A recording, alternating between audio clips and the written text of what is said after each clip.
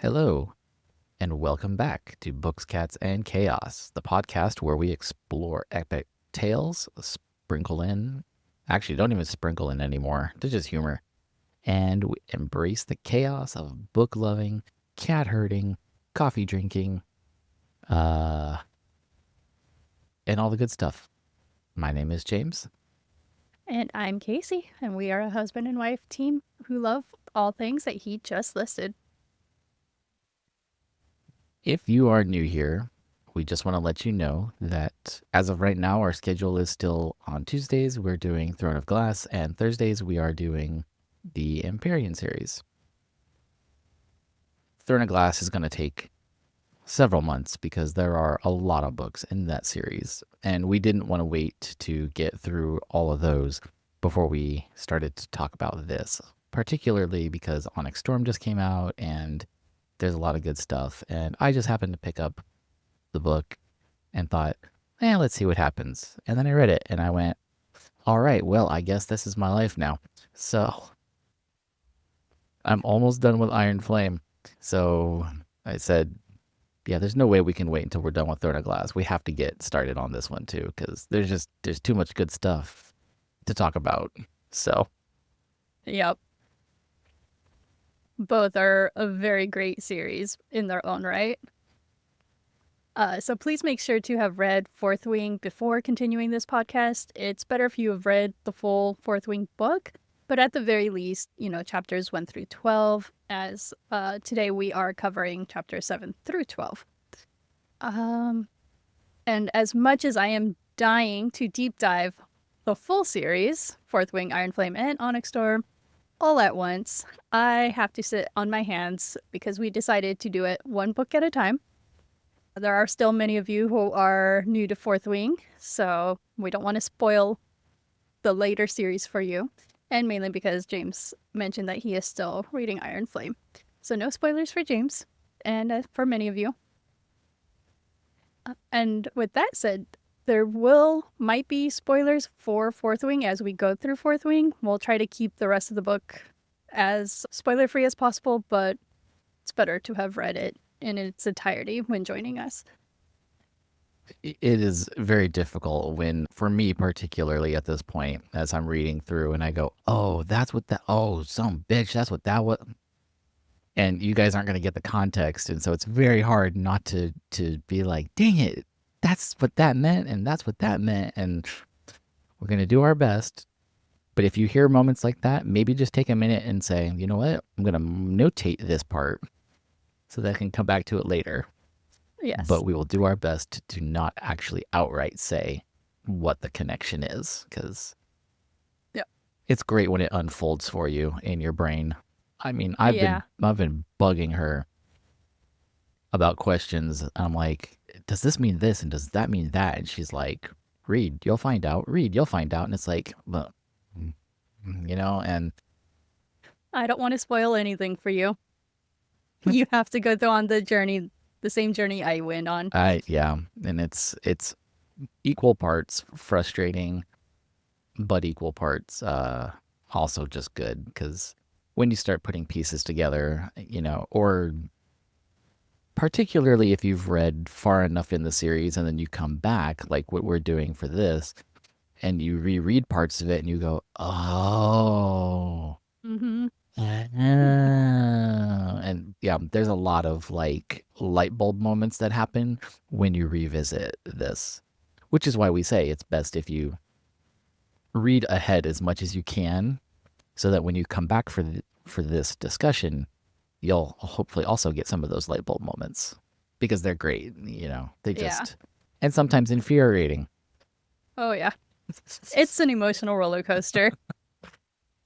So do look out for a future episode where we will discuss the Iron Flame reveals with Fourth Wing. It'll probably be an episode in between our Fourth Wing coverage and our Iron Flame coverage. And then we may later do the same thing with Onyx Storm. Just a theories sort of episode, no recaps, just all the little things that we picked up throughout the books. Also, we're going to try and make some time to talk about all the things that I thought and how many of them I got right And how many you got wrong? and how many I got wrong. I would like to say I'm at least about an 80-20 at this point. Most of the stuff I think I've actually gotten. Mm-hmm. If I haven't gotten it in its entirety, I've at least gotten the core of it right with a little bit of a left or a little bit of a right. Like I didn't quite uh, put into my considerations or, Yeah. But so far, I think I'm doing pretty good, actually. I don't think I've really been off the mark too No, terribly bad. you've been rock solid so far. Yeah, I'm actually surprised. You know me, I analyze and I overanalyze, especially when I know that there are things, when I know that there are things that I'm missing. And it Yeah. is frustrating the crap out of me because I'm racking my brain trying to think of what clues I missed. And some of them, it's like, oh, that was the clue, but there's no way you would even know until you reread or got farther and then Mm-hmm. came back to it. Like Yeah. some of it is in plain sight, but it's so well hidden because you don't have the knowledge yet. Yeah. So that's what makes it Re- fun. That's why it's fun to talk about it. So Rebecca Yaros is a mastermind genius with all of this.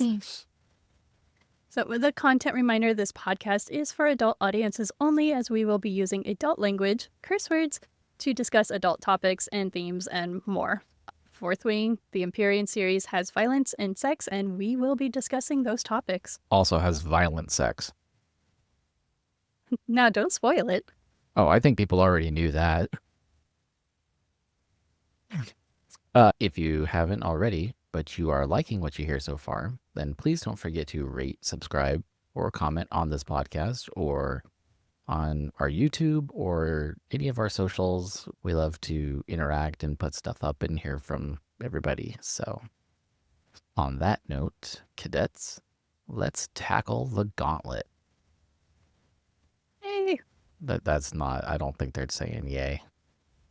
I think Orally did. Well, But- okay. All right, cadets, chapter 7. It's nighttime as Basgiath, and Violet is collecting an arsenal of things, berries, roots, mushrooms, etc., to help her take out her opponents on the challenge mat. So far, her squad has not lost anyone. She climbs her favorite oak tree, searching for the purple berries that will give her her advantage. When she has collected what she needs, she starts to descend but realizes there's movement under her. It's Xaden and Imogen. Aw, shit. And they are soon joined by other cloaked marked cadets. Turns out marked ones have been meeting in the Riders Quadrant for the past 2 years. Xaden is looking out for them, but expects them to help themselves as well, assigning those that need help with hand-to-hand to Garrick and Imogen. One of the first years loses it and asks if Xaden can get him out of the Riders Quadrant, and Xaden tells him he's not going to make it and moves on. Harsh. Xaden is not one to mince words. Another first year brings up Battle Brief, and Xaden tells them, learn what the professors teach, keep what you know, but recite whatever they tell you to. Violet is shocked and appalled by this. Girl, just you wait. Marked ones ask when they get to take out Violet. Xaden tells them that Violet is his to handle when the time is right. He orders everyone to leave in groups of 3. Violet counts to 500 before making her way off the tree and then is promptly hurled against Xaden's chest. Oh, baby. Turns out Xaden's signet is shadow wielding, and he knew she was there. Oh, shit. After some dagger throwing on Vi's part, which left Xaden a little impressed, he tells her she should do her knife trick on Barlow the next time he's being an ass. And oh my dune, Xaden resheathes Vi's daggers on her. His gaze locks on her braid, and his breath hitches. Xaden tilts his head, studying her, as she tells him she won't tell anyone about his secret club. And ice prickles her scalp. Funny enough, he believes her, and tells her he owes her a favor of his choosing. He tells her to get back to the barracks before her wing leader finds out she's out past curfew, and she tells him he's her wing leader, but Xaden has already left the chat. All right, time for our thoughts, theories, and predictions. So, at the start of each chapter, we get these little excerpts, or blurbs, that I like to call them, from different officers or, cadets, riders, and stuff. And for this chapter, we find out that there were 2 amendments made to Basgiath War College. Marked ones assembling in groups of 3 or more will now be considered an act of seditious conspiracy and is hereby a capital offense.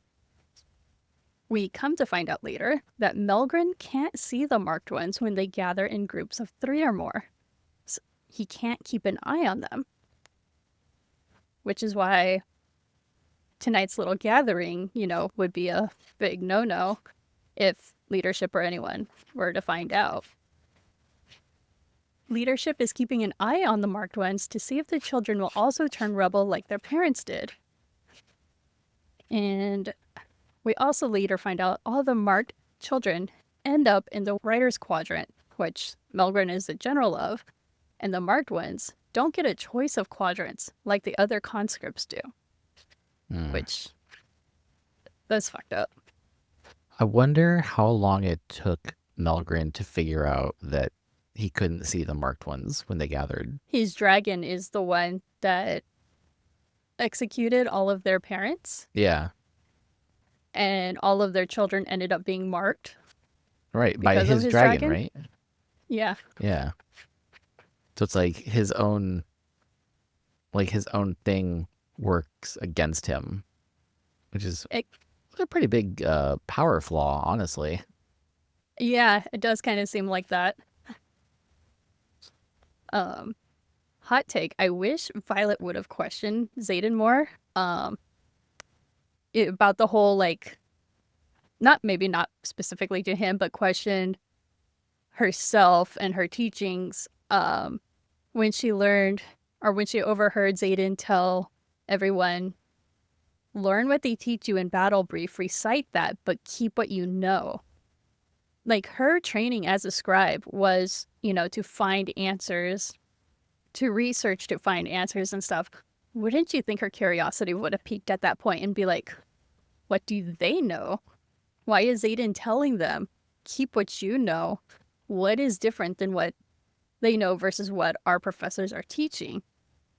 I think so far she's still early into the writer's quadrant, so she would be more of the scribe-like mind. And I think they've just pushed this out really fast. It would have been, for a girl who, literally questions everybody and is like, why are you doing this? And why are you, forcing that and whatever. And for him to say something that's in direct conflict with, what they're taught, which is, the professors are the ones who are out on the front lines, and they see, or not necessarily, they get their information from the front lines, right?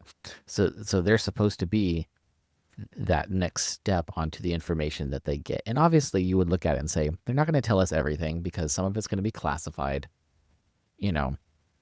But the way that Xaden says this makes it sound like the ones who are meeting here know a truth that nobody else knows, and that the professors do also know, but they're not telling anybody for reasons, but that they're also pushing an agenda that is different than the truth, right?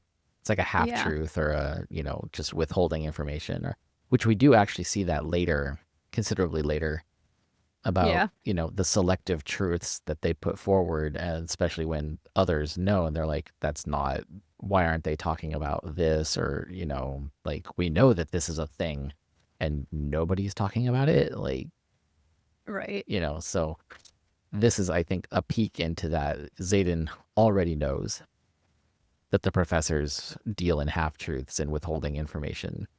And even information that's not even classified sometimes. It's just a matter of keeping the students unaware and in control. Yeah. Which, I mean, to be fair, an uneducated populace is much easier to control than, those who are in the know, It's great commentary on today's I mean, from a military standpoint, I get it. They're the soldiers. They don't need all the information, and that can cause unrest where people disagree with, decisions that are being made. But it does seem weird that Violet wouldn't be looking into that and being questioning and like, what do you like? Why would you say that? Because it's just it's an odd thing to say, Yeah. you know. But she doesn't. She completely passes over it. Like, Yeah. I think her bias against the marked ones at this point is still really heavy. well, I yeah, mean, so that probably was affecting her thinking and everything. For her who is always on this quest to learn and to learn the truth and stuff, I thought that was just really glanced over. I also noticed, I don't know if you picked up on this, but Xaden told the group Violet was his to handle, not take out, not kill, not destroy, handle. And the word sounds threatening, and I can see where people would take it to mean kill her, but I feel like he purposefully said handle here and not kill. well, when you consider that this is one of those things that you're going to tie in later. Take notes. Um, Make a tab. but yes, because he knew that she was there in the tree, but nobody else did. So handle is the word that he chose because he is going to handle her. He's not going to kill her for reasons. Whether that's because he's being sadistic, he wants to torment her some more, or string it out and just have her break under pressure. I mean, who knows, right? That's true. I mean, we know, but you have to get further in the book to know. The I mean, that is a great psychological I mean, mind yeah, fuck. and it does. It works on her because she's constantly like, is it now? Is it going to be now? Where is he? Why? Like, Yeah. drives I her mean, absolutely nuts. it does drive her nuts, and she views Xaden more of a threat than Jack. And Jack is the one actively like, I'm gonna slit your throat, I'm gonna kill you, I'm gonna do this. And Xaden's just like, yeah, guys, I'll handle her when the time is right. And when is that? But yeah, it's handle is like enough of a thing that you can say that people look at you and go, okay, like He'll get the he'll job get the done. job done. But it's not quite as you say kill, and then people are going to come back later and be like, you said you were going to kill her, and he'd be like, no, I said I was going to handle her. And handle he does.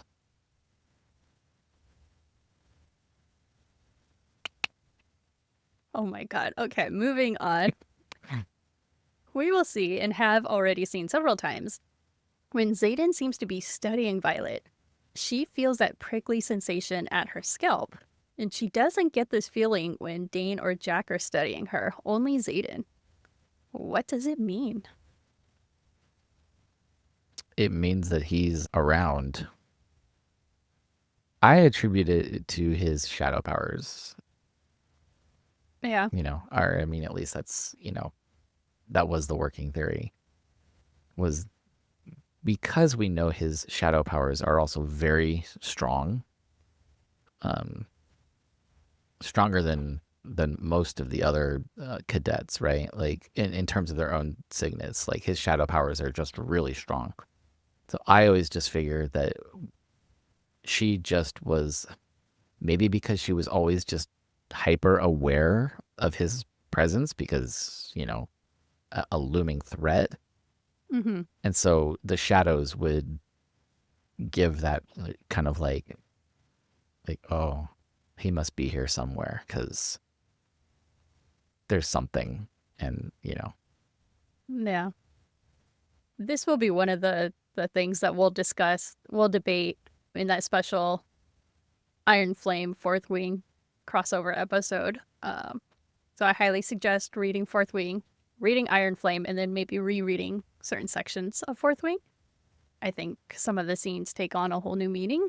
But definitely. yeah, We'll debate that later. They definitely, a lot of stuff in this book, it really makes you rework the way you view events in this book when you read through Iron Flame.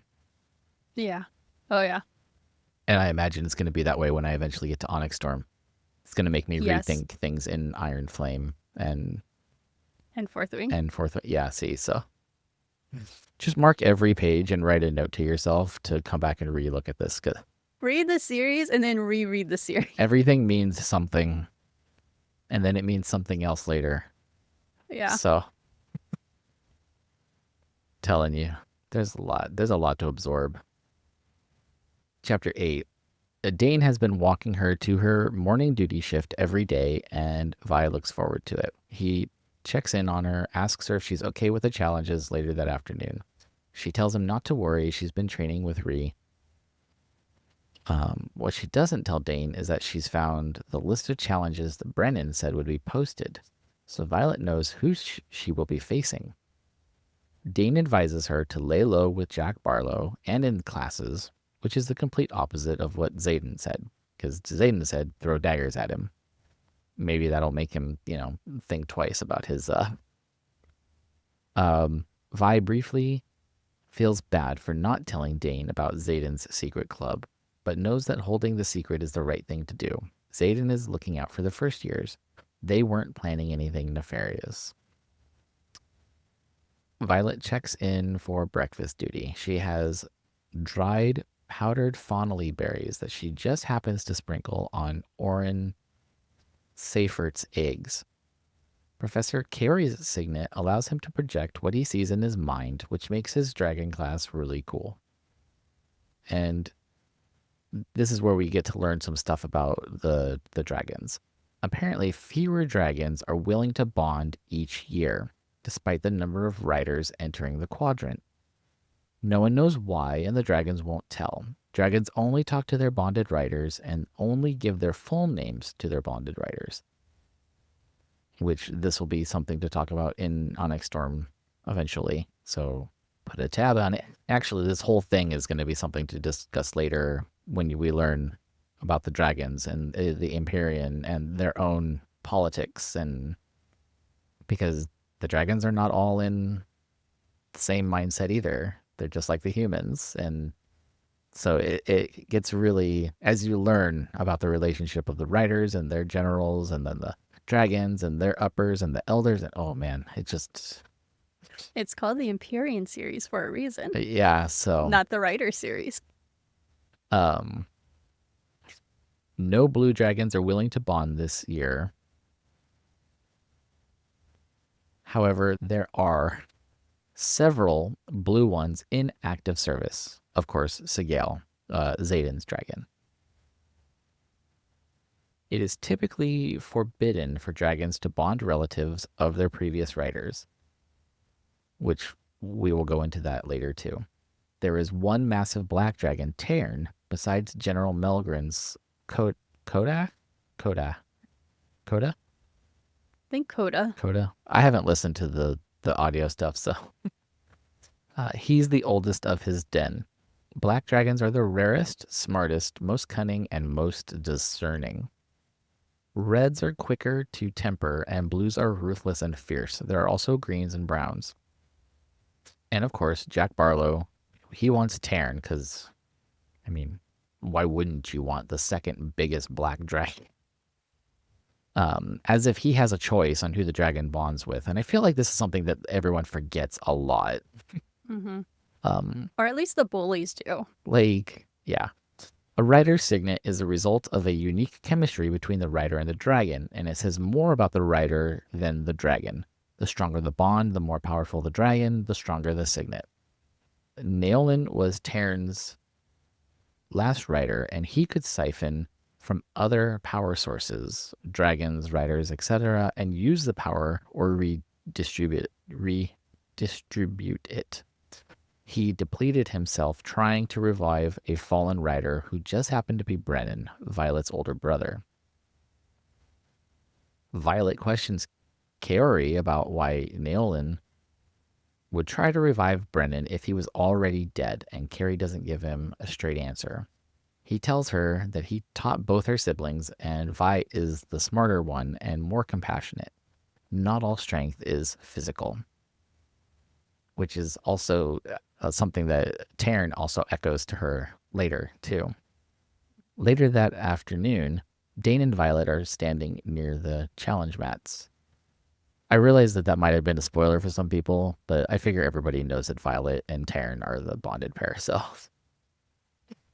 I realize we haven't gotten there yet. Sorry, guys, but you should at least know that much from the series. So later that afternoon, Dain and Violet are standing near the challenge mats, watching Ree go at it and kick an ass. Dain tells Vi he heard Orin and his friends talking about how they were going to take her out today on the mats since they consider her to be weak and a liability to the wing. But Violet happens to see that there is a greenish tinge to Orin. Vi congrats Ree on her win. Jack taunts Vi, telling her it'd be a shame if someone else killed her before he did, because bro's got issues. Xaden's words come back to Violet, and she throws 2 daggers at Jack. One nearly nicks his ear, and the other lodged itself in the wall an inch below his balls. This is twice now that she's threatened his balls.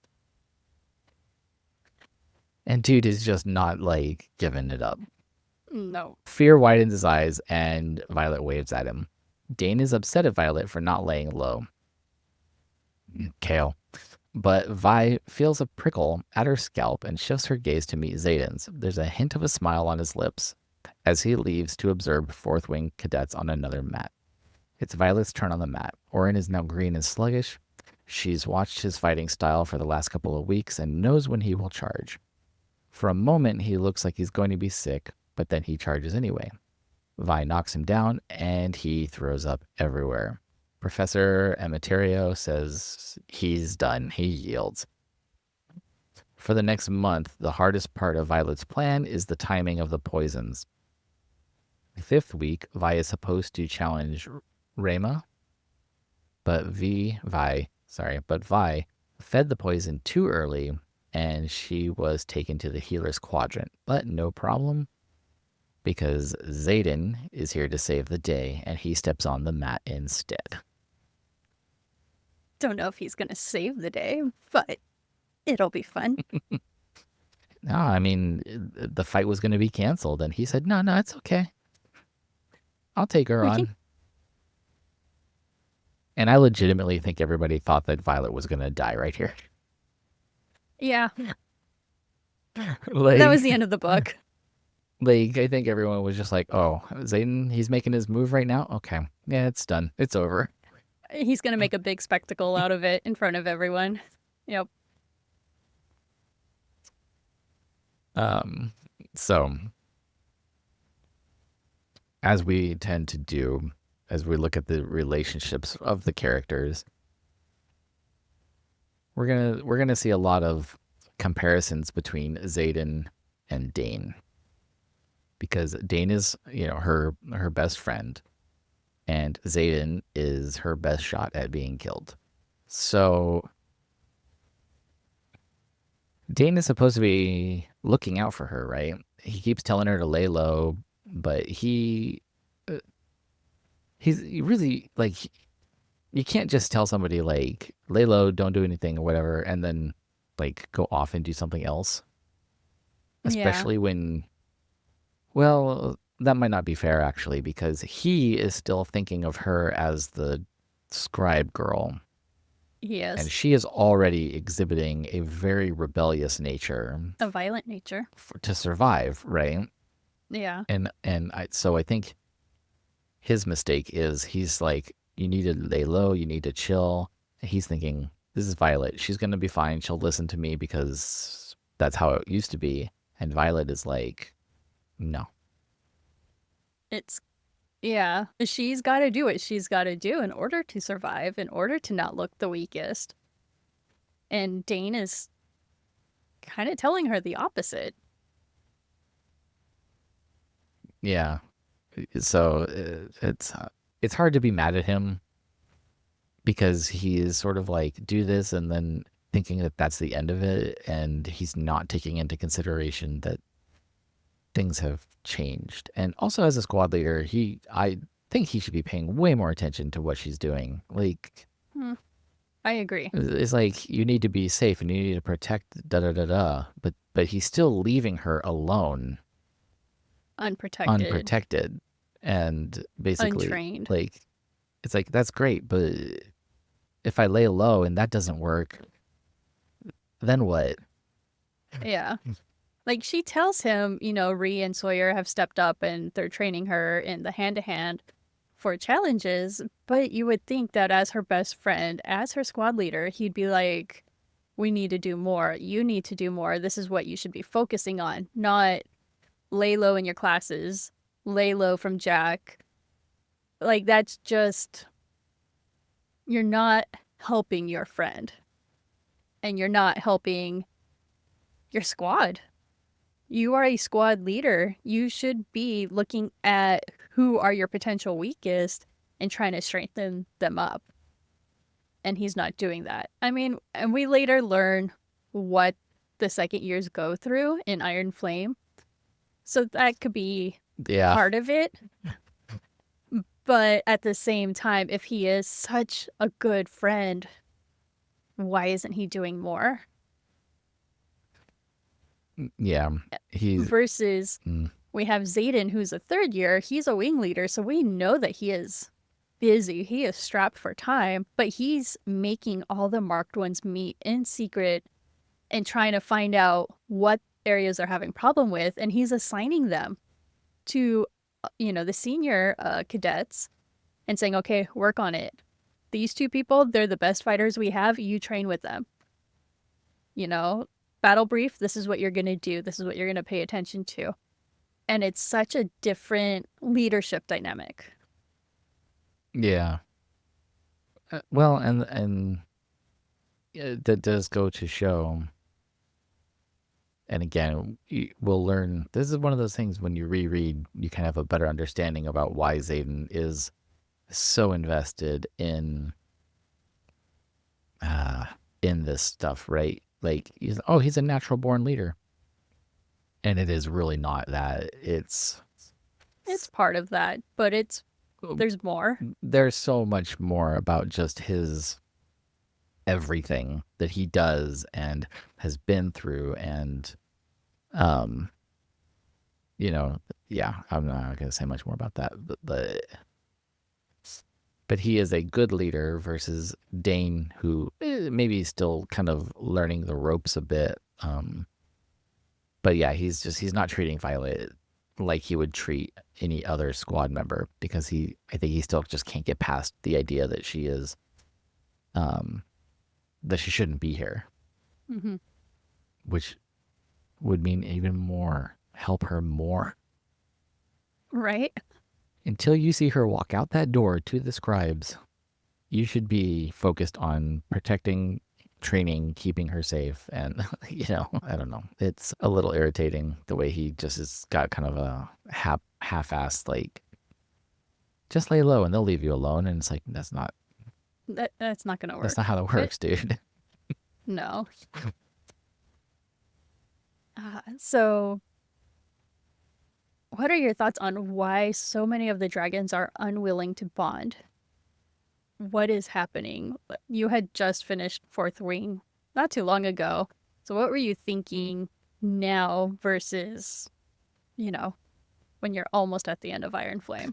I still don't have like a definitive reason for this. My thoughts kind of go halfway. Like, less of the dragons are less willing to bond because, as we do learn at some point, there's a fair amount of a discord within the dragon's own political society. We don't know what it's about. We don't know why one is choosing what, and because we're not privy to that information, because dragons don't share that information with humans. And so, because we're doing this from Violet's point of view, we're also not privy to that information. We just know that there is some sort of discord happening within the, I don't know what they call it, the Council of the Dragons, right? And so initially I thought it was just the dragons were getting kind of just like, I don't see the point. Like, this is annoying. Humans are annoying.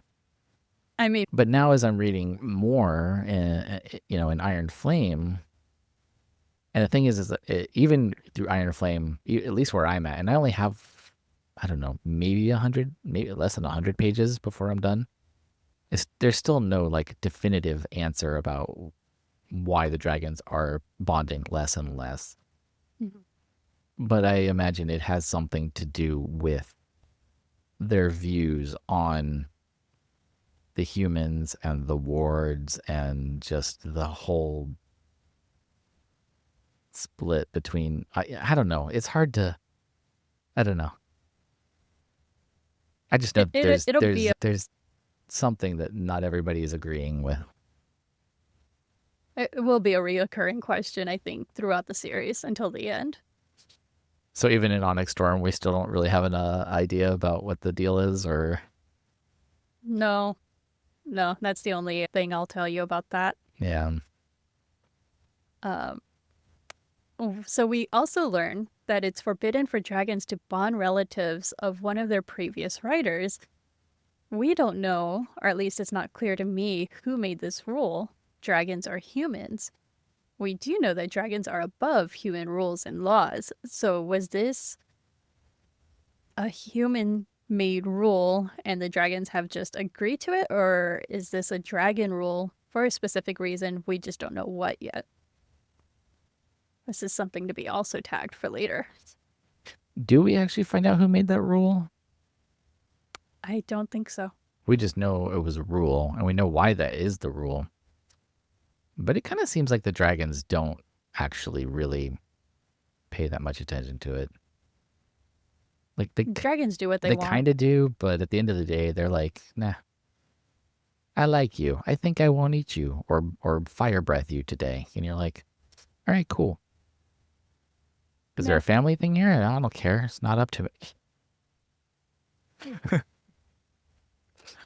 So I have a question, and this has not been answered yet.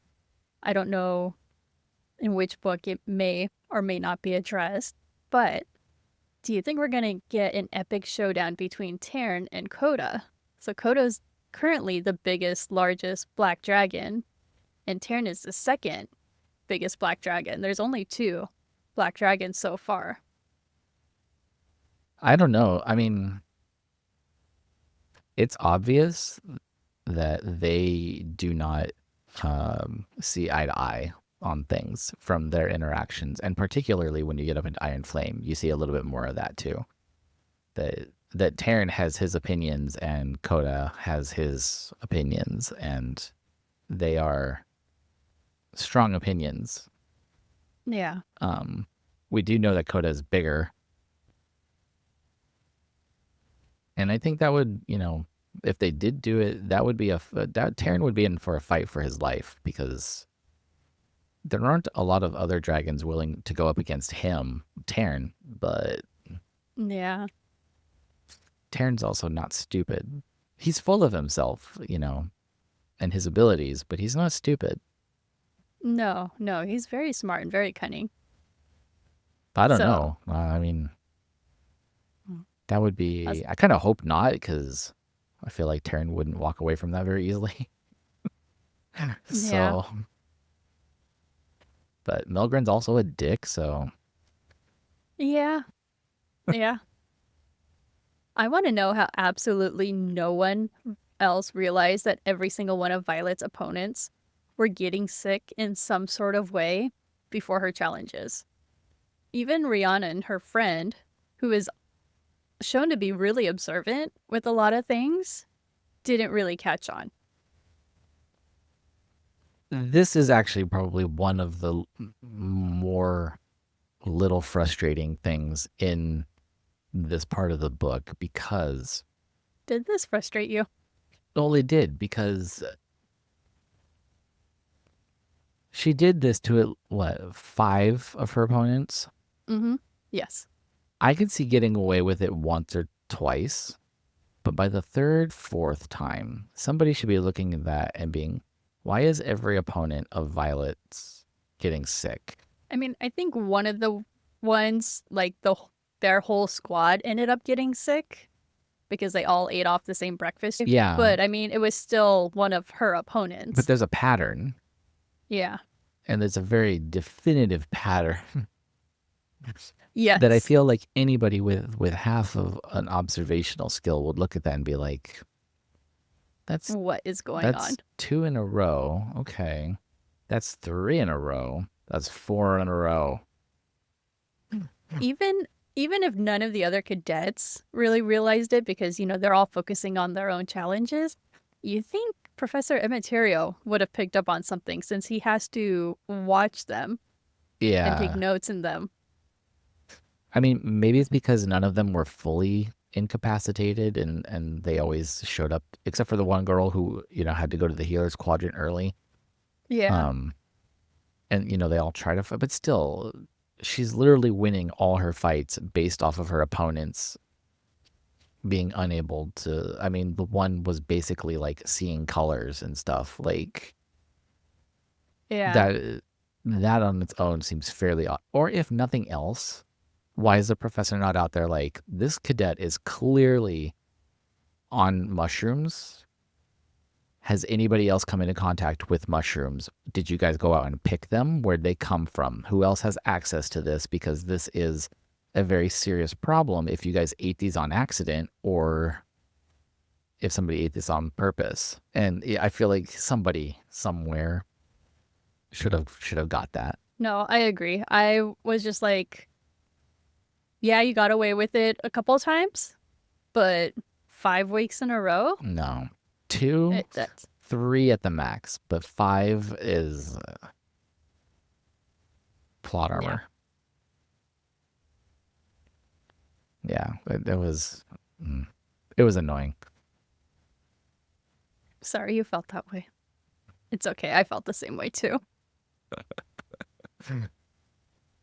All right, flying into chapter 9, Dain immediately tries to argue about Xaden challenging Violet on the mat, saying he's a little out of her league, and one has to wonder if Dain means this in more ways than one. Xaden discharges all of his weapons, but Vi keeps her daggers. She's not stupid.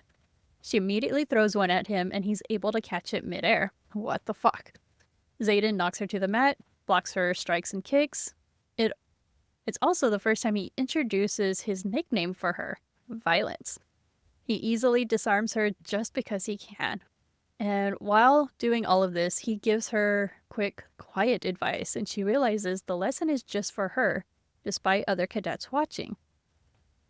Don't trust a single person who faces her on the mat.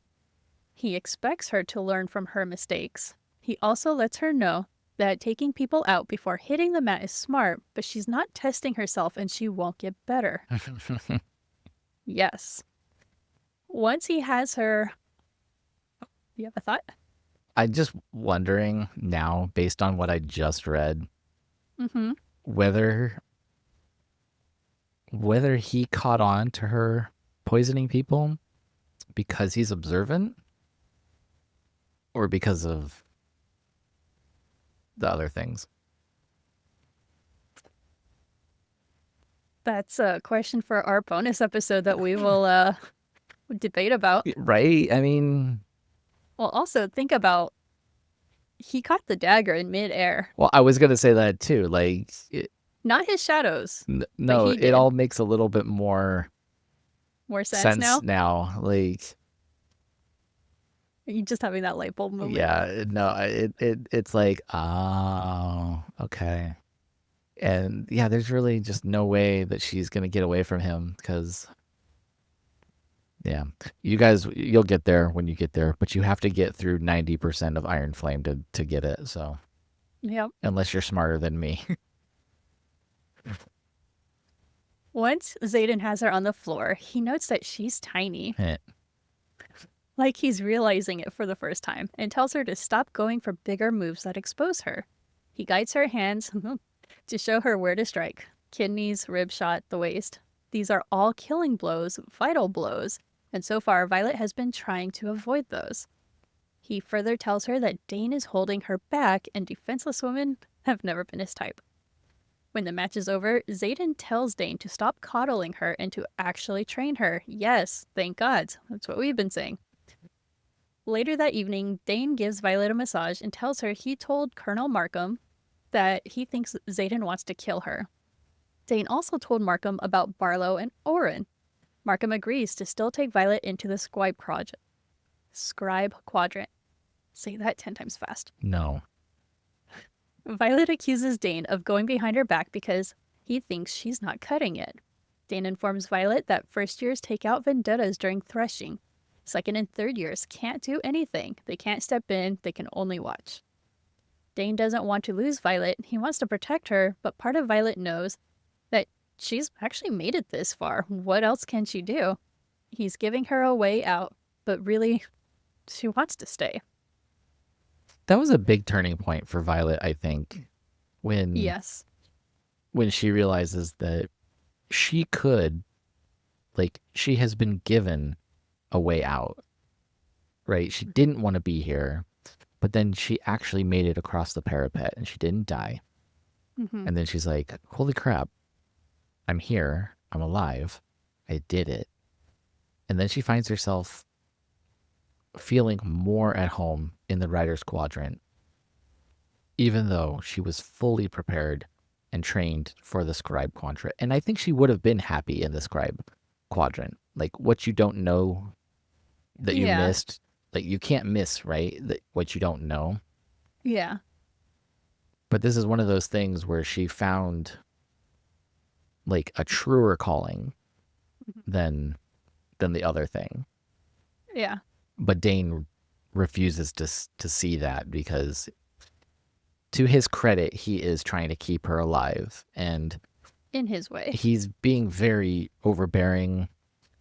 But go through the journey with Dain, and it'll make sense, and you're gonna go down lows, and that you're gonna come up highs, and I mean, yeah, no, when I first read Fourth Wing and most of Iron Flame, I was pissed. I did not like Dain. I was like, no, he's holding her back. This is not what a true friend would do. I was pissed. It took a reread of both books, and it took watching a couple of Rebecca Yaros's interviews and stuff. But after reading Onyx Storm and then coming back, it's kind of like you see a different side of him and you start to understand him a little bit more. So I don't hate Dain now, but yeah, my first read, I was just, I don't. well, I still get frustrated. I mean, I was you saw me go through that whole journey. Yeah. Because I was I was right there, and I was just like, I cannot believe it. But yeah, it does, it all kind of comes together in Iron Flame, and you sit there and you're like, ah, damn. But I mean, do you feel like, I mean, you've known me since, God, like my sophomore year of high school. Do you feel like he's overstepping here? Like, would you be this protective overstepping if it was us? That's a hard question because one, we're not in like a life or death, situation. Well, At this point in the story, it's very easy to feel like he is overstepping and he's limiting. But when you get through Iron Flame, now looking at this, it's very easy to look at it and say he was doing the best he could with what he had. Like, so it's hard to be mad at him. And I can understand it from his point of view, but it is hard because at some point you do have to let a person make their own decisions. yes. But at the same point, it's somebody you care about and you want to protect them from everything. So Yeah. I don't envy his position, that's for sure. No, I don't. We are told by Dain that the writer's quadrant changes a person. So it kind of makes you wonder what happened to Dain in his first year to make him such a rule follower and codex obsessed. We do learn that Violet does tell Ree that Dain was always a rule abiding and he's always liked order, and I think that just comes with the territory of who his dad is. But I feel like something must have happened during his first year to make him even more rigid. Yeah. Whereas on the flip side, Xaden's a wing leader who's, that's very top of Yeah, he's already their been leadership thing. And he's within the codex, but he's not like, But there's always people straight-laced. like that, people who are like, the rules are there and we can get by on technicalities. Yeah. And then there's people who are like, no, the rule says what the rule says, and that's what the rule says. And technically, they're both right, unless you're outright breaking the rule. Yeah. See, I'm more of the type who skirts technicalities. Should you be admitting this on the air? If I can find a way to reinterpret a rule in my favor, I will. And they'll be like, it says this. And I'll be like, well, yeah, but technically it could also mean, because it doesn't actually say not to do this. Just saying. Yeah. I get it. So other than Xaden totally wiping Violet's ass on the mat, do you think Violet was actually in any danger? Like, what part of that whole exchange made Dain think Xaden was going to kill her? Because Xaden clearly could have within seconds, but he didn't. He kept making Violet try over and over and over again. I think, at this point right now, Dain is probably viewing Xaden as a predator toying with his meal, right? Like, Yeah. because Okay. he's fully convinced that Xaden's going to kill her at some point or try to. And Yeah. he's going to do it at a point where Dain can't get into. I mean, would be the perfect time to do it, right? And Dane's probably on the sidelines looking at it like he's got her pinned. He's going to kill her. But then he doesn't. And the anxiety that Dain is probably feeling at this moment, like, what is he waiting for? Is he toying with her? Is he messing with me? Is he like, Yeah. because Violet thinks that he's toying with her. And then she's like, why is he showing me ways to disarm and get out of this? Kidney shot, rib shot kind of stuff. And it's like, are you messing? I mean, that's a great psychological attack. Like, let the person think they have a chance. Yeah. And then be like, and now that you've learned that, snap. Like, That is true. you had a chance. Is it all a big game to Xaden? I can see where you would assume that. I think, but by this point, I was already kind of at this point. I was like, you know what? There's something going on, and he's keeping her alive for some reason. I don't know why yet. But at this point, the only person or people who seem convinced that he's going to kill her are Dain and Violet, even though he personally hasn't done a single thing to do it. And he has had so many. I mean, he could have killed her out by the tree. Yeah. And nobody would have even known. No. Like, he could have snapped her neck and threw her in the river or just any other sort of thing. Strangled her with the shadows and nothing. He wouldn't even have to touch her. Yeah. And that's the whole thing. He could kill her at any point. Now, I realize that they have to operate within the codex, right? But if he's already out there meeting with the marked ones, he's already breaking codex. So it's really not that far-fetched to say, oh, you shouldn't have been out here. Shadows, snap, thrown in the river. Yeah. What codex or no codex, if there are no witnesses, it doesn't matter. Well, and he's also wing leader, so if he finds a weakness within his own wing, he's well within his rights to... Yeah, so just the fact that he hasn't done it at this point, I was already like, I don't think he's going to do it. I don't know why, but I don't think he's going to do it. Well, and he has also even told her, because she's keeping his secret about the Marked One's meeting, he owes her a favor. Mm-hmm. I don't think someone that's going to kill you is going to be like, I owe you a favor. Yeah. But that's... Yeah, so for the moment, he's on her side. Sort of. He's at least not actively against her. So, He's doing much more than Dain is. I mean, that's true. They're supposed to be mortal enemies, and he's already done more to train her than Dain has. So, Yeah. so as if that wasn't enough, all the training and Xaden getting all up in her business and making her confused. The cadets get to move on to the next part of their training.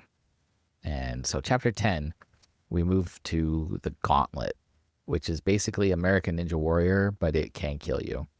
So, And it will kill you. and yes, the Gauntlet is an obstacle course on the side of a cliff that guards the Veil. It zigzags back and forth. So, American Ninja Warrior, but vertical up a cliff, which would be fun if there was something to catch you on the way down. And if it was all padded, like American Ninja Warrior is. Right, yeah. It's called the Gauntlet because it guards the Veil. And the Veil is where the young dragons and the hatchlings and all of them are protected while they grow. Orally. Can't wait to do it. As she's trained with her brother and their dad, who happens to be also be a writer.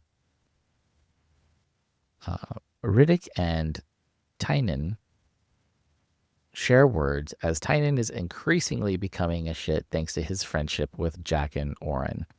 Sawyer tells everyone that time doesn't mean anything on the Gauntlet. The last cadet to walk presentation bonded just fine. Hand-to-hand challenges are on hold for 2.5 weeks as the first years train on the Gauntlet. Tynan insinuates that Dain and Vi have been screwing around. Luca agrees. Ree steps in to set them straight. Daddy Ados is General Sorrengail's aide. So Lilith Sorrengail, Violet's mom, for those who are not keeping track of everything. So Dain's dad is Violet's mom's aide. And they've been stationed together for as long as Dain and Violet have been alive, which is why they're best friends. Riddick also steps in, and Tynan and Luca probably shut up because they're like, look, they've grown up together. They aren't screwing around. They're literally friends from childhood. Sawyer demonstrates the Gauntlet, having gone through it the year before. Everyone else follows after. Tynan gets stuck and has to use a rope to get back down from the course. Just like the parapet, Violet finds herself reciting notes to calm herself down as she goes through. And if you guys ever find the time, you should look up some of the stuff that people put on social media for this, like the way that they've mapped out like 3D models and stuff, because it kind of gives you an idea of how the course looks. And it's pretty fun. And then you also look at it and go, they're like trying to kill these kids. Like, Actively trying to kill them in this quadrant. I know for sure I wouldn't have made it through this thing. While on the Gauntlet, Violet is just ahead of Orally, and a dragon flies by overhead, startling them.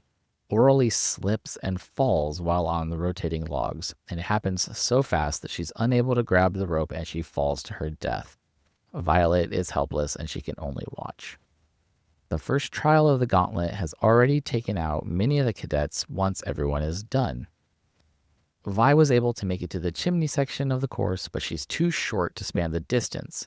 After the chimney section, the final section is a ramp that simulates running up the dragon's leg to get to your seat.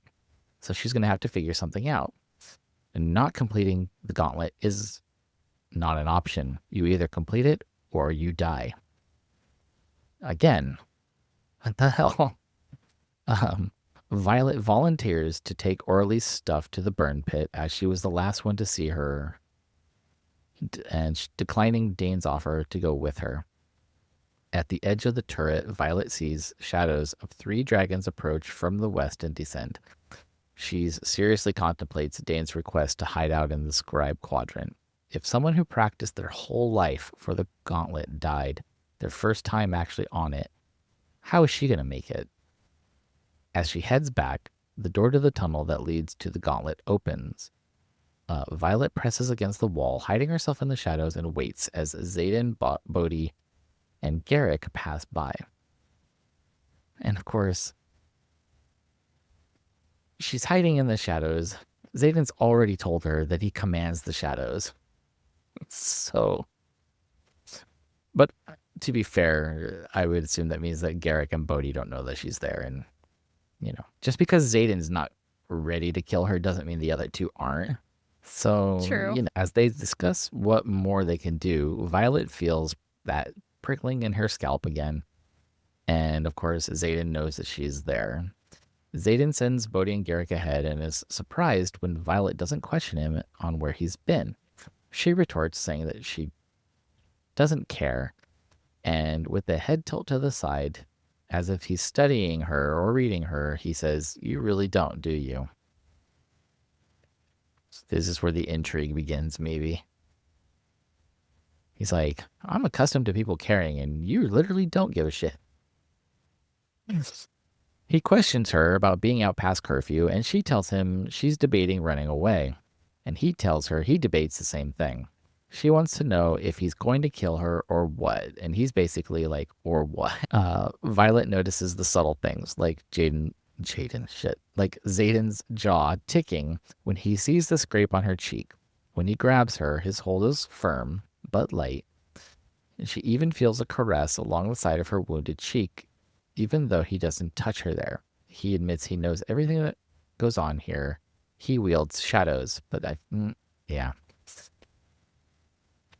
Oh yeah, you're starting to That was connect some things. a definite thing. Perfect excuse for him. But read Iron Flame, you'll get it. For proving his wing leader abilities, he gives her more advice. Focus on things that can kill you so you can find ways not to die. What makes her a writer is what she does after people do die. He further surprises her, telling her that she is the scale that he currently judges himself against every night.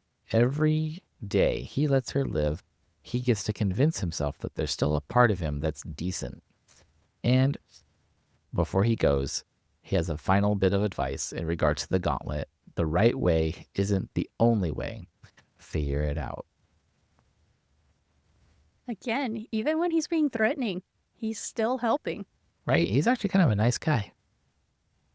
In a very threatening, but I like that she's at this point, she's like, are you just gonna are you going to kill me? Because I would really like to know. And he's like, you can just keep wondering about that.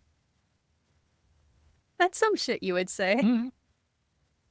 I know Because you are a shit. There's so much with their interaction though now when you reread this and you're just like, oh, like, yeah. Yeah. He's basically outing himself, and yeah.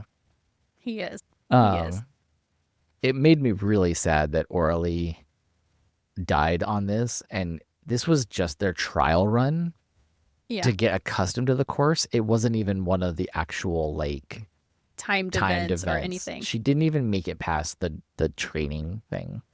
And she had been doing this since she was like 5 or 6 or something. Yeah. I feel like Rebecca does this on purpose. She gives us this little bit of backstory, this cute little thing, with Dylan in the first chapter. He has this ring. He wants to propose. What happens? He falls off the fucking parapet. And now Orally, she's so excited for Gauntlet. Her brother enjoyed it somehow. Her father's trained both of them all their lives on it, and she was just like, yes, let's do it. And what happens? She's running on those spinning logs, going from one to the next, and a dragon flies by, roars, startles her, and down she goes. And that's it. Yeah. And that is no a trend. Second chances. We will see that continue into Iron Flame. Yeah. It's so messed up. Violet says that they have to complete the gauntlet or fall to your death. And I want to know, so they are going to practice on this course for 2.5 weeks, and then they're going to have the final timed event before presentation. What happens if you can't make it up the gauntlet? Do they expect you to throw yourself off and die? Because I don't see people doing that. I imagine staying on any part of the gauntlet for any length of time is just going to be really uncomfortable. and eventually your arms or your legs would give out and you'd fall anyway.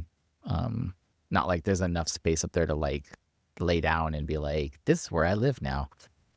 You know what I Yeah, mean? It's like you're stuck somewhere and the expectation is you you keep do it, or going or you're going to just become so exhausted that or you're going to attempt to climb back down and then fall off or, because exhaustion will eventually overtake you. So yeah. at least that's, kind of how I envision. Yeah, okay. That makes more You're sense. not going to come back 2 days later and see a rider still up there because I just don't think there's Just anywhere. hiding out.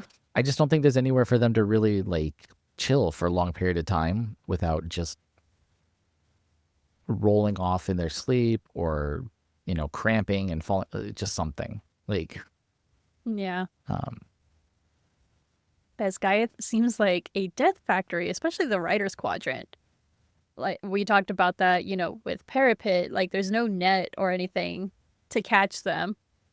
And I think you even mentioned, like, you can weed out the weak without so much unnecessary death. And here's this other course that they have to go through, and it's either completed or die. I would think that they would want as many able-bodied people to be in their army.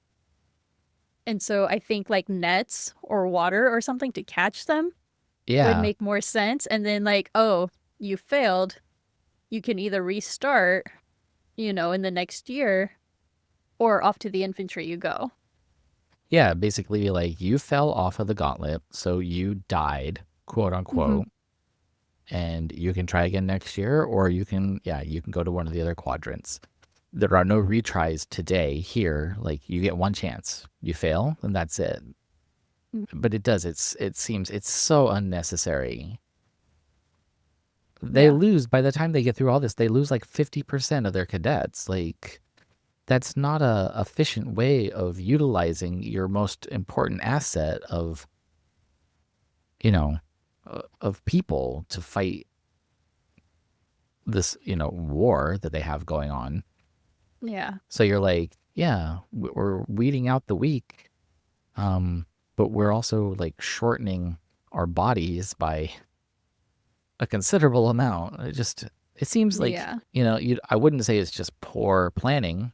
It seems very deliberate that they're doing this. And yeah, I would be curious to know whether it's the humans who came up with this or is it the Empyrean who's like, look, we're going to do the bonding thing, but there's some rules like Here are our our expectations. You need expectations. to. If either you weed them out or we will be torching a lot of people at the end versus the Mm-hmm. like handful Yeah. or,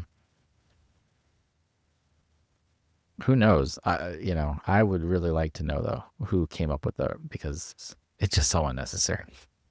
It is. All right. Timeout. All right. Chapter 11. So it seems that the big ball hanging thing is Tynan's downfall, whereas the chimney continues to taunt Violet. Presentation is the next day, and Violet still doesn't know what to do. It's not like she can poison the course. No, could you imagine? She just poisons everybody. Nobody can do the gauntlet. I mean, If she runs to the scribes, it has to be that night. But if she hides, she'll never know if she was good enough and doesn't know if she could live with herself. Thank Dune she doesn't run, because then we really wouldn't have had a story. Otherwise, yeah, we wouldn't have gotten Gauntlet in presentation. Some of the second and third years wish them luck, while the squads file out near the Gauntlet. Dain keeps pleading over and over with Violet to change her mind, to run to the scribes. He tells her he doesn't know if he can watch, as in watch her fail the Gauntlet and die. Way to support your BFF. Violet finally snaps and tells him to close his eyes. An hour later, Violet is racing up the Gauntlet. She's at the chimney, her nemesis. She runs back and grabs a rope and positions it. She uses it to help her climb the chimney. And someone overhead snaps, "Can she do that?" Bitch, she just did. Her last hurdle is the ramp, the other thing that she has not been able to train on for the past 2.5 weeks. Violet unsheathes her largest dagger she brought with her from home. She runs up the ramp, and just as gravity starts to take her, She slams the dagger into the ramp, using the momentum, and hauls herself up. Once up there, she turns back, leans over, and grabs her dagger. She faces her friends, and she's embraced by Rhiannon and Riddick.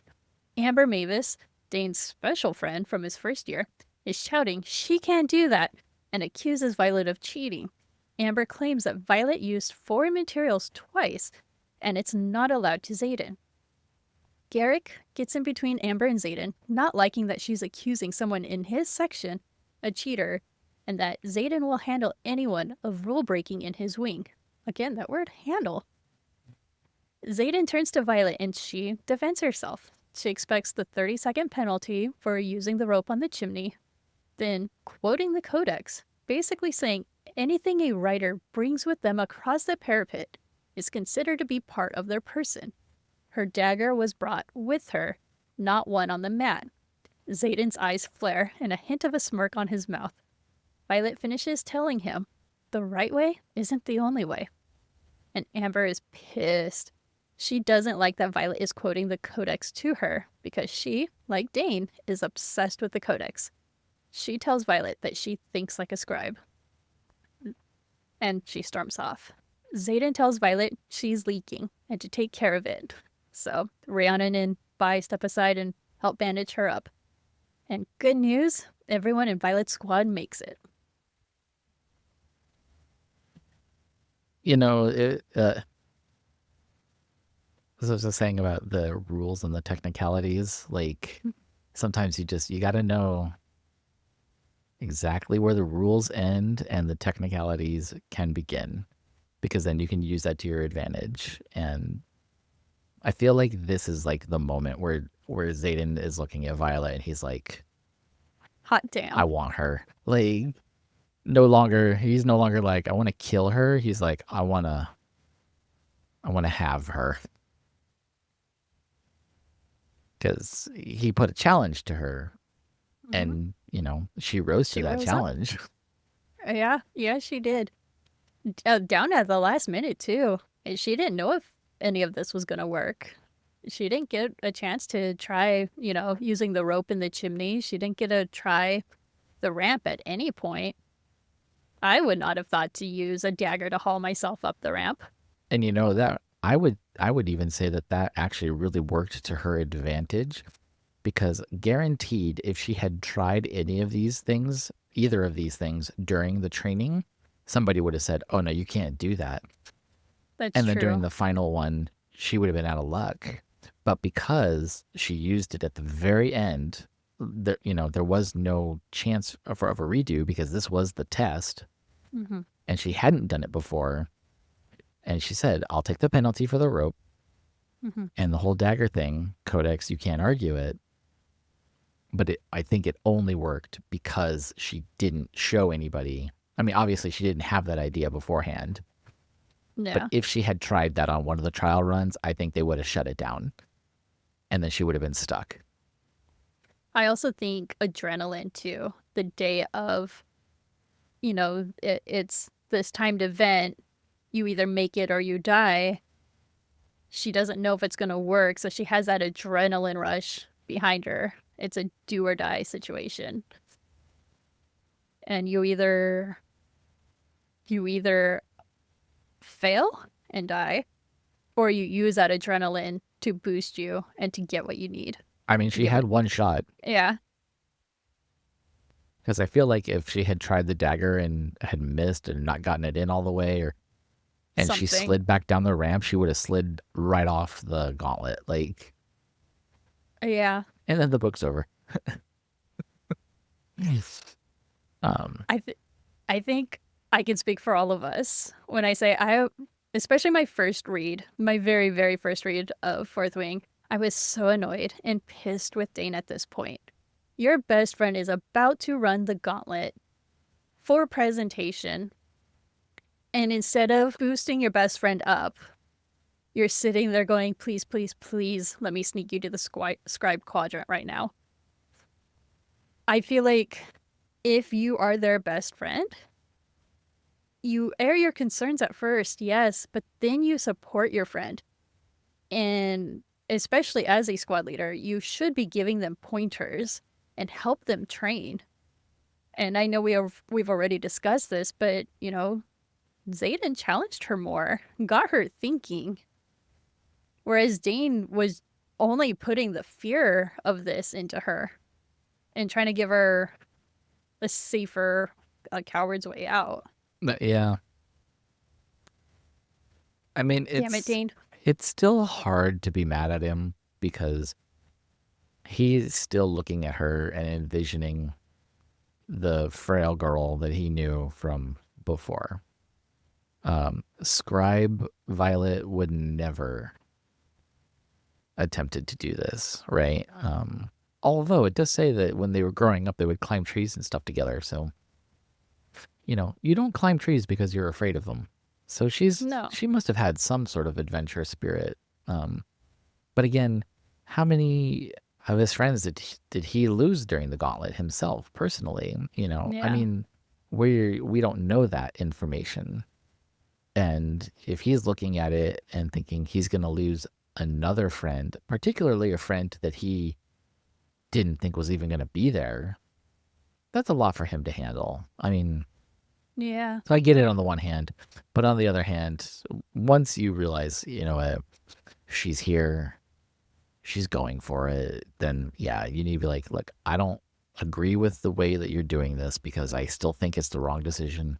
But if you are intent on staying here, then fine. We're going to train. We're going to do things to get you prepared for this so that you at least have a fighting chance.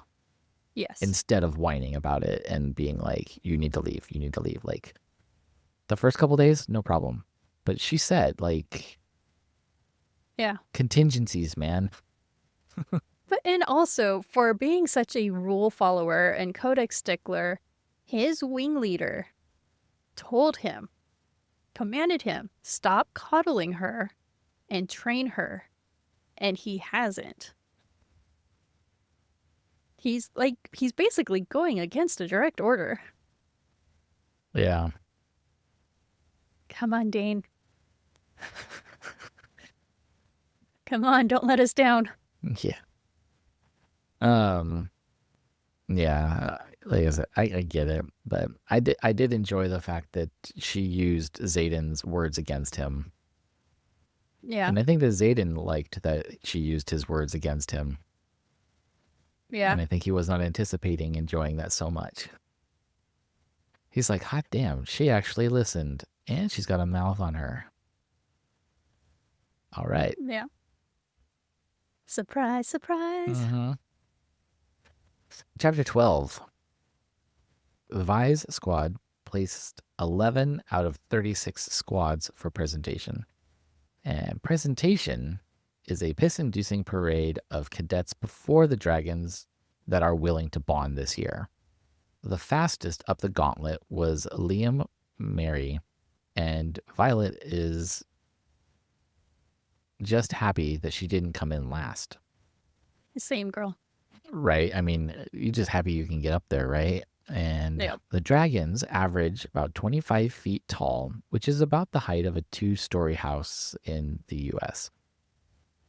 But you also have to remember that height is also with width, like, so it's not like they're tall and spindly dragons. For every foot of height, you've got to add muscle and diameter around. So they line up single file, spaced about 7 feet apart, so that if one of them gets scorched, they don't all get scorched.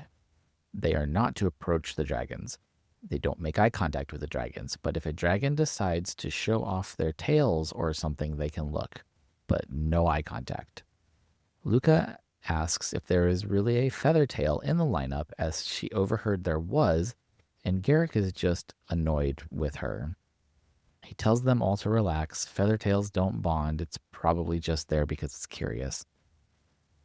They are advised to talk to each other during their walk. It helps the dragons get a sense of who you are and how well you get along with everyone else.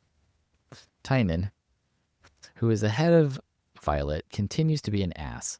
Violet converses with Ree, who is behind her, asking her about her family, if she's hoping for a nephew or a niece. Ree asks Vi why she didn't tell her about her plan on the Gauntlet. She would have helped her. Vi didn't want to implicate her in case she failed. Ree has a real shot at a career here. They end up promising each other that if they need help and if it's something that they can give, they will ask for it. At the end of the dragon lineup is a small golden dragon, the Feathertail. Both Tynan and Luca are immediately assholes about the Feathertail, which is... Why would you do this in front of the dragons? They tell Vi that she should bond with the Feathertail since they're both small and freakishly weak. This is coming from a guy who couldn't get across the buoy balls. Sawyer lunges for Tynan and grabs his collar. Trina steps in, putting a hand on Sawyer, reminding him not to make a mistake in front of the dragons. Tynan, ever the asshole, says that someone should kill the Feathertail before it bonds. It's just going to get its rider killed. And yeah, amazing that he wasn't torched on the spot for this, for insulting the dragons. Like, right. I was so surprised. They're all, him especially, but him and Luca were just going on and on about the Feathertail. They're disrespecting the Feathertail, one of their own, and not one dragon stepped forward and was like, "You're gone." right? Yeah. Pryor suggests that they go, but they can stay if they want to. Tynan shoves past him, telling him to make up his mind for once in his life. Luca continues to insult the dragons on their way back. Like, dumb freaking, like, what the hell? Violet tries to defuse the situation by saying it could be worse. They could be walking past wyverns. Ree and Vi share wyvern and venom stories from their youth. Violet tells of the time that she thought her mom was a venom because of her bloodshot eyes, and her mom took her fable book from her for a month. Luca chalks it up to border village nonsense. Ree tells Pryor to pick up the pace. He asks if they should take their time, then asks that they could speed up if they want.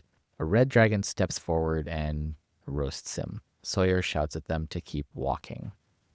Luca complains about the smell of Pryor. Two green dragons step out of line and approach Violet, sniffing her bleeding hand and her armor. Violet tells them that she cut her hand climbing the course, and then realizes that they smell Tyne on her and explains that her sister used Tyne's shedded scales to make her vest. She goes on to tell them only Mira and Tyne know about it, and it saved her life more than once. They retreat back into line. Ree approaches her to make sure she's all right. Violet confides in her that she has dragon scale armor from her sister, and they smelled Tyne on her. They resume walking, Riddick admitting he nearly shit himself when the dragons approached Violet. Luca remarks that she thought they were going to eat her, and she wouldn't have blamed them. She is the weakest link after Pryor. On and on she goes until Vi feels heat singeing her back. Riddick confirms that Luca has been taken out. Their squad is down to 6 first years. Again. So Luca and Pryor, they're toast. But why is Tynan still walking, still living, when he was just going on and on about the Feathertail? And when you come to learn later what the Feathertails are, you would think that the dragons would have been more pissed at the disrespect. Okay, so at first I was surprised that Pryor was taken out. But then I thought, no, he was showing weakness in front of the dragons because he couldn't make a damn decision. And no dragon is going to want to bond. This is the thing that I don't quite understand is what makes the dragons choose between letting them and not bonding and deciding to toast them right on the spot. So unless the dragon looked at Pryor and said, if this guy manages to bond with a dragon at some point, it's going to get that dragon killed.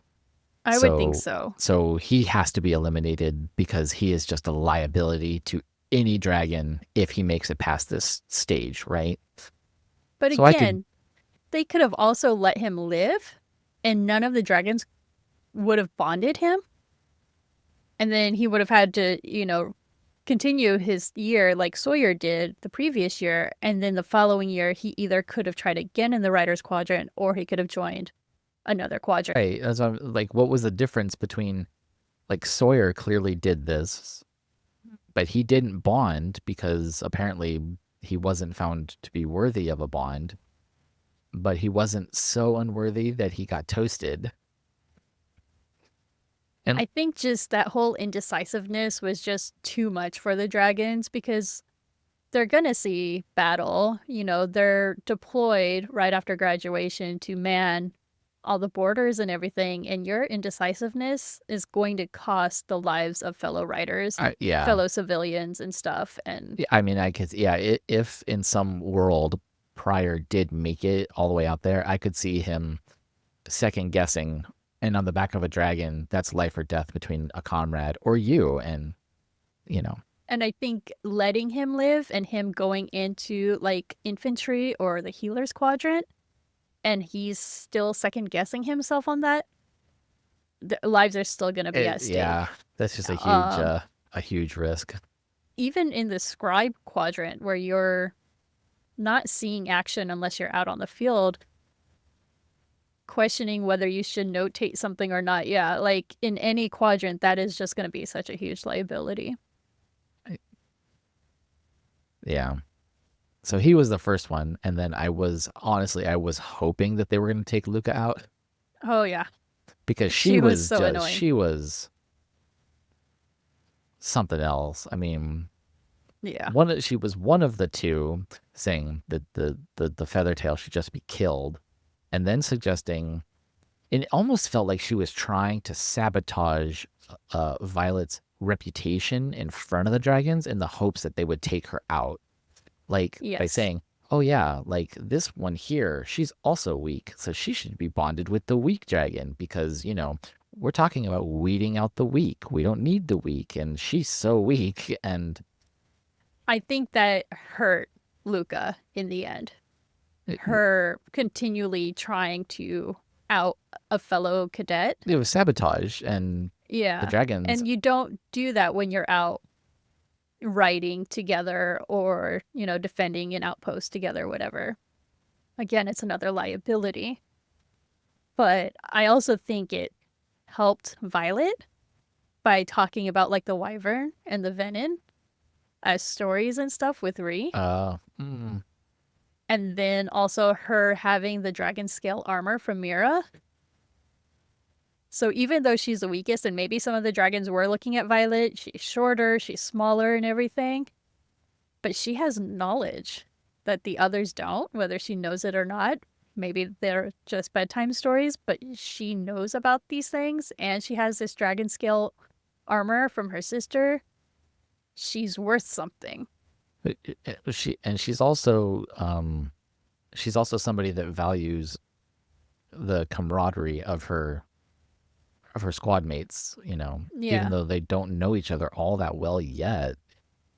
I think the dragons look at that and they look at how well you interact with the people that you are eventually going to be, you know, entrusting your life to. Mm-hmm. And yeah, we see her constantly like trying to diffuse the situation with Tynan and Luca. She's jumping to the defense of the Feathertail, you know, right away. There's no hesitation. And yeah, she's just showing the strength of her character versus Tynan and Luca. But still, why didn't they take Tynan out? That just... But see, there's a lot of people, as you get through the story later, where you say, how the hell did that one bond with a dragon? Because they are a sadistic, like, piece of work. Yeah. I mean, some of the commanding people and some of the, I mean, Barlow and a lot of these where you think that they would be such a huge liability. So it's who knows what the criteria is for how the dragons judge you, because some of those people they let through and you're like, huh, maybe they looked at it and they saw that Tynan is not so much of a rebellious leader as much as he is a follower, and Luca was more of an instigator. Yeah, like if she wasn't there, maybe Tynan wouldn't have said anything. You know what I mean? How there's always that kid who's like, the one starts mouthing off, and there's the other one who's like, "Oh, hey, yeah, yeah, yeah, ha ha ha." But when that other one's not there, they're very quiet and usually actually very like pleasant to be Mellow. around. Yeah. Falling in with the I wrong crowd, you know. True. Maybe they decided to leave Tynan and were discussing within their own dragon, community, like, watch out for this one. Nobody bond this one, but he's not worth toasting. Yeah, no, let's see It what could be. happens, how it goes, because Yeah. Uh, Speaking of the armor, I feel like why don't more dragon riders have this dragon scaled armor? Since we learned that the dragons shed their scales, Mira had mentioned to her sister that she was going to speak to the higher ups to see about making more of this armor for the riders. yeah, And nothing ever comes through with that. which is really surprising because you would think they would look at that and say all of our riders can have impenetrable armor, And it would help with against Dragonfire. and it would help again. I mean, I not know that they're not like blasting each other, but there is war games and stuff that the cadets have to go through, and yeah, but I think the dragonfire is so big that it envelops your whole body. So like it would still your help. torso would be fine, but everything else would be gone. They could have done it like Hiccup style. He made armor and helmets with like the I dragon guess that's scales and stuff. true. Yeah, it seems. I mean, Unless it's just maneuverability because they do have to run up that their could be. I dragon's mean, legs. linking it together and running. I don't know, but they could at least have a At chest least plate. the I mean, yeah, it's helped Violet with daggers and all kinds of stuff so far. Like, exactly. They could have made like little what are they? The yeah, the cuff? bracers. I mean, yeah, Yeah. like chest Like gear, you tie it on, bracers but for the legs. Yeah, they could have done. it would have helped so much with like the hand-to-hand combat, for those that are out on the borders and stuff. It had to be an active choice where they looked at it and said, "Yeah, we're not going to do that. We need." I can also understand if there's not enough wielders who can size things down and make things bigger. That might not be a common signet. That's true. Uh, If it's like one person, but you think still over it's what 600 years that they've had dragon riders and stuff, they would have figured something out. and it's not like the dragon scales are gonna like go bad. Yeah. They could have been collecting them for like years upon years, and been like, every chance we get, we'll just make some. We'll just make them and shrink them, or collect them and shrink them, and collect them and shrink them, and have a storehouse of it, and Yeah. they just sit there until. Yeah, it's kind of a head scratcher. Like, it seems like something that would be so obvious, and you would be like, yes, this will help protect our riders and save lives. And they're like, well, save lives? That's not what we're in the business of doing. That makes riders weak. Screw them. Dear Lord. Yeah. Right. Plot armor. Yeah. But, yeah, a little irritating. But, who knows why the higher ups do what the higher ups do? That is true. Ahem, current climate. What? All right. As we wrap up today's episode on our fourth wing, I almost said the wrong book. Just a reminder that next Thursday we will be going through chapters 13 through 18 of Fourth Wing, getting deeper into the story, and it's a nonstop ride. So definitely read to at least 18 and farther if you can, because you're just gonna learn stuff along the way. Yep. On Tuesday, we will be going through chapters 8 through 14 of Crown of Midnight on the Throne of Glass series. And if you caught the episode from a couple days ago, you know that things are already off to a running start with that one. All of our characters are just having their own little mini crises everywhere. So,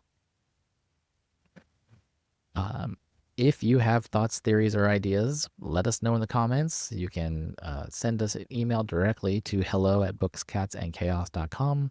You can comment on the episode entries on our website. you can leave a comment on the YouTube channel, or you can interact on any of our social medias. We can be reached in multiple ways.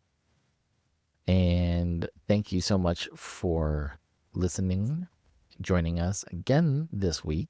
And as we continue to just go through as much of this as we can, since we've got multiple books now that we're doing and trying to bring you guys as much listening entertainment as possible. And if you like what you hear so far, please share with your friends and family. The more the merrier. As we head out, please don't forget to give some love and support to our friends over at K911 Rescue, K911 RESQ. Visit them on their website and on social media, TikTok, Instagram, Facebook. They try to help as many, handicapped and senior animals as possible. They are always looking for foster parents and volunteers, and donations are always needed. So please, again, check them out. You can also check out the Pasadena Humane Society. They have been working around the clock, rescuing, treating, and trying to reunite animals from the LA fires. So we will drop both their links in our show notes, and I try to share as much as I can on our stories, like on Instagram, so you can follow them there as well. Yep. All right, guys. Happy reading, and we will see you again next week, cadets. See you next time.